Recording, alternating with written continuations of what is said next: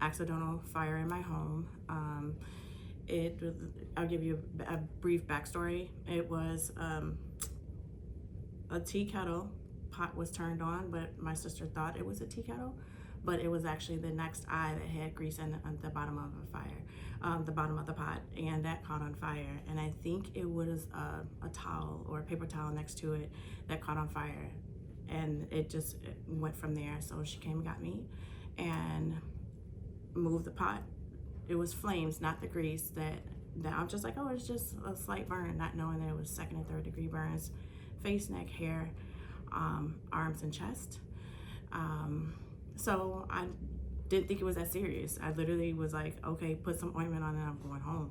2.5 weeks later, skin graft later, it was much more worse than I thought. And so the acceptance of that was really hard.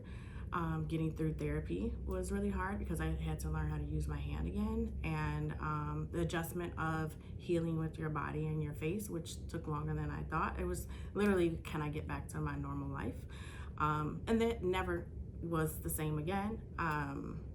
Getting help as a 40-year-old woman to just do simple things, to bathe, to wipe your tush, like all of those things was extremely challenging as an independent woman.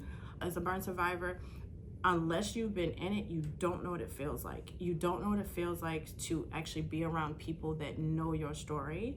And every burn survivor is different. They're like snowflakes. Every story is different. Accidents happen, and it's okay. You will get to the other side of this. So if you're going through it now, you'll get to the other side of this. Go through therapy as normal as possible. It's to help you get back to what you would get to your new normal, your lifestyle. So I was very active at first. I was very withdrawn. I'm an outspoken person.